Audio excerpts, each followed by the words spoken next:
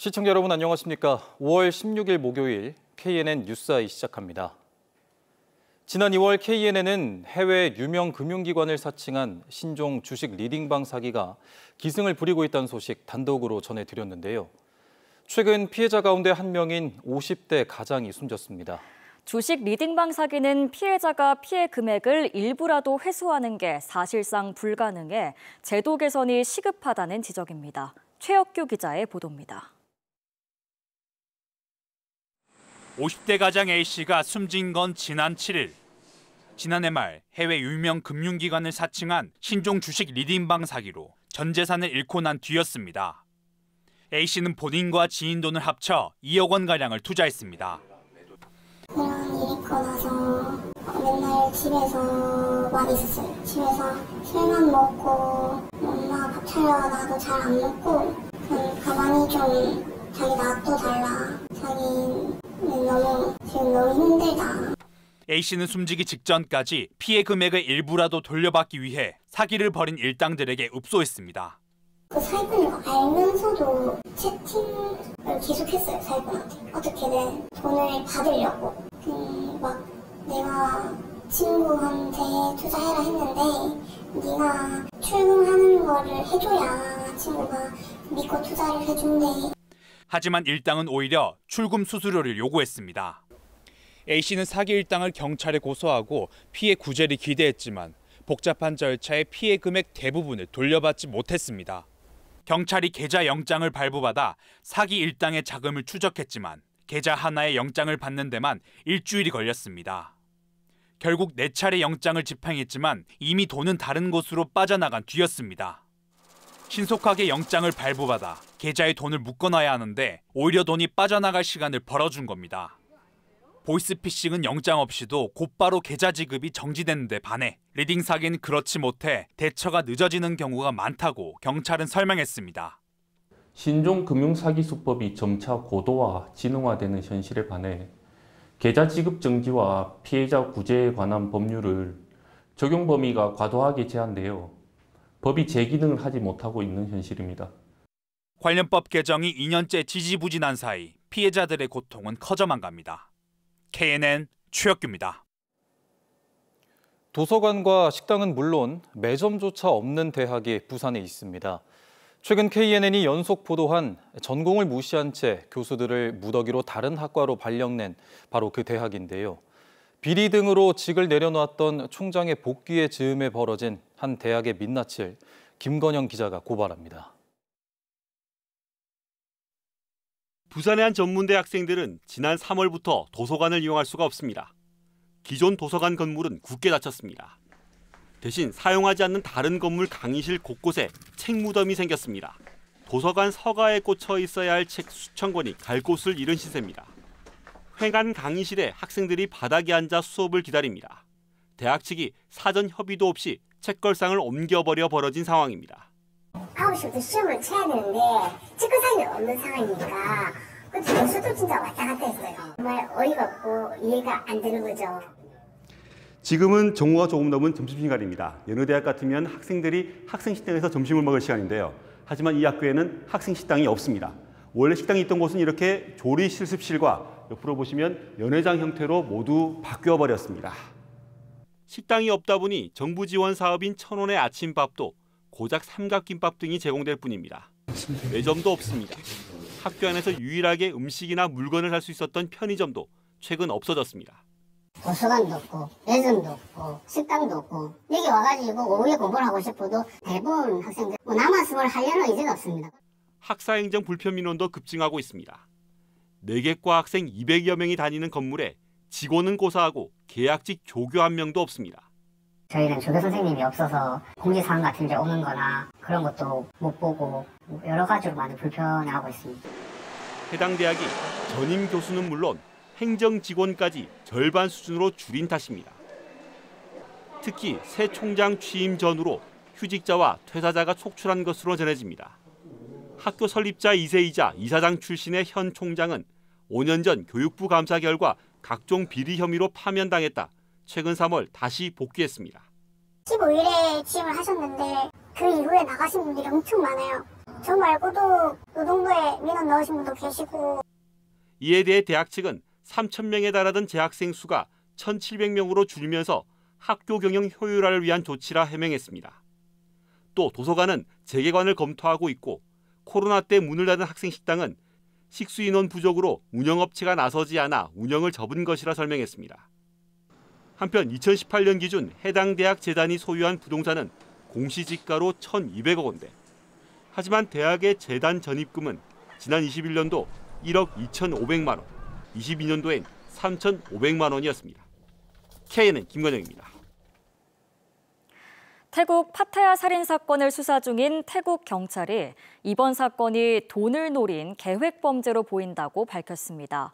태국 현지 매체에 따르면 피의자들은 계좌 송금을 목적으로 피해자를 폭행하다 숨지게 한 것으로 전해집니다. 최한솔 기자가 취재했습니다. 태국 파타야 살인 사건의 용의자 이모 씨는 영장 실질 심사에 앞서 범행 사실을 부인했습니다. 혐의 인정 안 합니까? 제가 죽인 거 아니에요. 뭐라고요?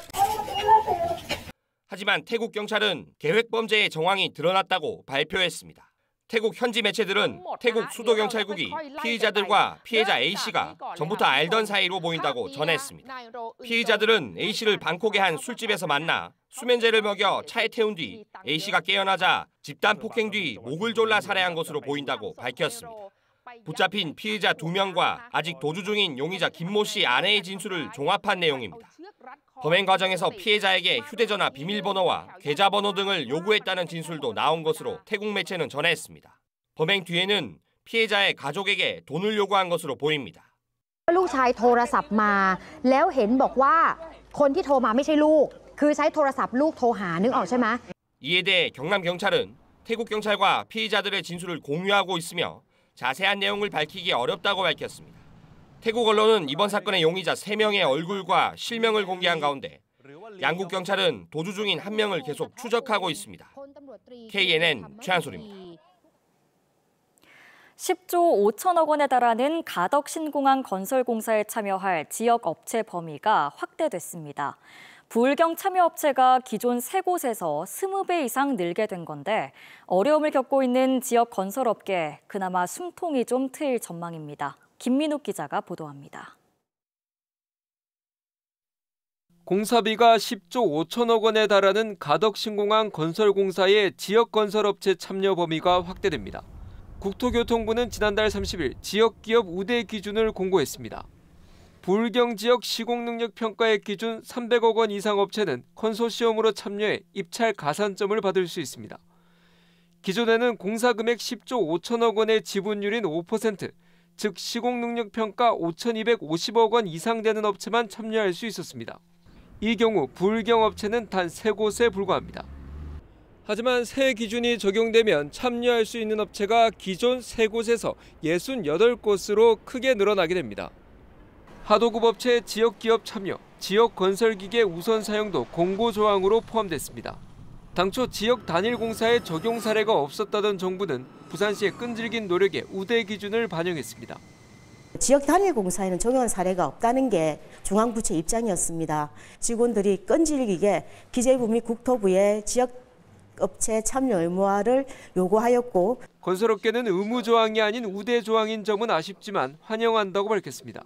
앞으로 발주될 신공항 접근도로라든지 접근철도 건설 사업이 발주 자체를 부산시로 이관을 해서 부산시가 직접 발주를 하면 올해 1월에서 3월 부산 경남의 주택 착공은 지난해보다 각각 81.6%, 59.6% 감소했을 정도로 건설 경기가 침체된 상황. 이번 지역업체 참여 확대가 침체된 지역 건설업체의 타겟책이 될 수 있을지 주목됩니다. KNN 김민욱입니다. 창원 SBRT 1단계 사업 구간이 임시 개통돼 운영에 들어갔는데요. 출근길 첫날 버스 이용객과 일반 차량 운전자들의 기대와 우려는 엇갈렸습니다. 이 소식은 김동환 기자가 보도합니다. 아침 출근 시간대 창원 도심을 가로지르는 원희대로 중앙선을 따라 조성된 버스 전용 차로를 시내버스가 시원하게 달립니다. 세 단장을 한 버스 정류장은 냉난방 설비와 스마트폰 충전 시설을 갖췄습니다. 대로변 중앙의 정류장이 낯설지만 버스 이용객들은 불편보다는 새로운 교통체계에 대한 기대감이 더 큽니다. 처음이라서 몰라서 그렇지 항상 저쪽에서 탔거든요. 별로 불편한 거 없고 좋은 점이 있는 것 같습니다. 올해 이제 또 버스를 타다 보면 느끼는 점이 있겠죠. 하지만 일반 차량 운전자들의 생각은 좀 다릅니다. SBRT 1단계 구간이 개통되면서 첫 출근길, 일반 차로는 거북이 걸음입니다. 편도 3, 4차선이었던 도로가 2차선으로 줄어들었기 때문입니다. 2배, 3배? 차가 너무 밀려가지고 신경질 나 죽겠어요. 차선도 좁아지고 줄어들고 그랬어요. 다시 원산복구 하기를 원해요. 창원 원희대로 SBRT는 의창구 도계광장에서 성산구 가암정 사거리까지 9.3km 구간에서 임시 개통됐습니다. 일부 정류장은 버스 출입구와 틈이 있어 주의가 필요합니다. 현재는 노선 버스만 다닐 수 있지만 일반 관광버스도 눈에 띕니다.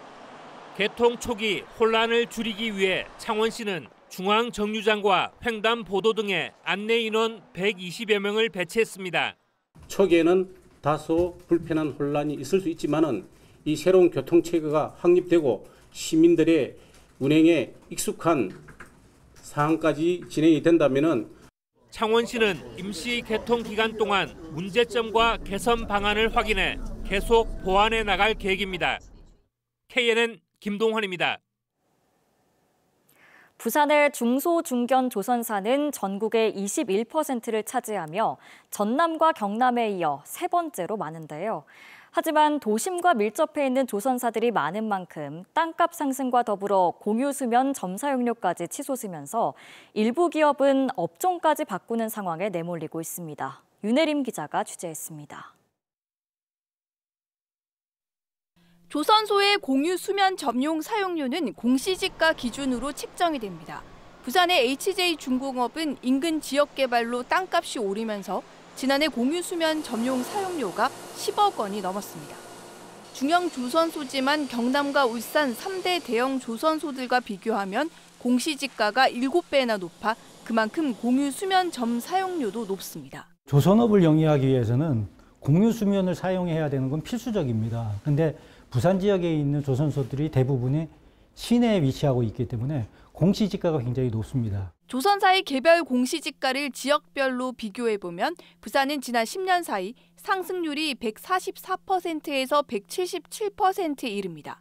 경남, 울산 3대 대형 조선사 150%대에 비해 높습니다. 개별 공시지가 기준으로 보면 전남에 비해 무려 14배가 높습니다. 조선업계의 어려움을 호소하는 자리에서는 지역 업체들의 위기감이 고스란히 드러났습니다. 비용 부담을 견디다 못해 아예 업종을 바꾸기로 한 업체도 있습니다. 3억을 내면서 40억을 매출을 내는 수리 조선 가지고 먹고 살 생존이 문제가 되기 때문에 업종을 변환할 계획이고 불합리성이 많다는 점에 대해서 다 인식을 해서 지금 해양수산부에서 그 공유수면 점사용료에 대한 어떤 용역을 지금 시행하고 있고 합리적인 공유수면 점사용료가 만들어질 수 있도록. 그동안 차일피일 미뤄진 만큼 근거 조항 마련이 시급하다는 지적입니다. 공유수면 점사용관리법에 감면 조항들이 있습니다. 그 감면 조항에 지역의 중소, 중견 조선소만이라도 일정 부분 감면할 수 있는 근거 조항을 마련하자는 게 이번 요구사항입니다. 또 조선업 상생 발전을 위해 16개 기관이 모여 민간 협의회를 출범하는 등 부산 지역 조선업 경쟁력 확보에 힘을 모으기로 했습니다. KNN 윤혜림입니다. 부산 연제경찰서는 부산지방법원 앞에서 유튜버를 흉기로 찔러 살해한 또 다른 유튜버 50대 A씨에 대해 보복살인 혐의를 적용해 검찰에 구속 송치했습니다. 경찰은 A씨가 피해자 B씨와 법적 다툼을 벌이고 있었으며 B씨가 A씨를 엄벌해달라는 글을 판사에게 제출하려고 하자 이를 막으려 범죄를 저질렀다고 봤습니다. A씨는 지난 9일 범행 이후 차량으로 경북 경주로 도주했다가 1시간 40여 분 만에 경찰에 붙잡혔습니다. 하동 화력발전소 1, 2호기의 폐쇄가 확정된 가운데 공공운수노조 발전 HPS 지부가 오늘 한국남부발전 앞에서 기자회견을 열고 발전소를 정비하는 비정규직 노동자의 고용 보장을 촉구했습니다. 이들은 2036년까지 28기의 석탄 화력 발전소가 폐쇄돼 15,000명 정도가 고용 불안에 내몰리는데도 원청인 한국남부발전과 정부가 이를 방관하고 있다며 이번 달 말 파업을 예고했습니다. 중소기업중앙회가 진주시 진주 K기업가정신재단과 K기업가정신 확산을 위한 업무 협약을 맺었습니다. 중소기업중앙회와 진주시는 진주 K기업가정신 청년포럼과 국제포럼 등을 개최할 계획입니다. 대기업 창업주들을 배출한 진주 옛 지수초는 K기업가정신 교육센터로 운영 중이며 지난해 기업인 2천여 명을 교육했습니다. 최근 구인난을 겪고 있는 부산 버스업계를 위한 대규모 채용 설명회가 오늘 열렸습니다. 부산시와 버스운송사업조합, 마을버스 운송사업조합이 공동으로 기획한 이번 행사에는 구인난을 겪고 있는 시내버스와 마을버스 업체 90여 개가 참가해 구인 구직자 만남회 장을 마련해 채용 상담 등을 진행했습니다.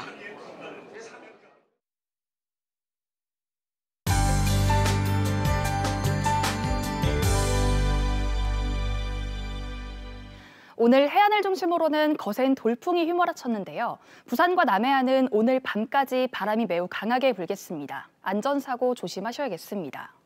내일 아침 내륙은 매우 쌀쌀하겠습니다.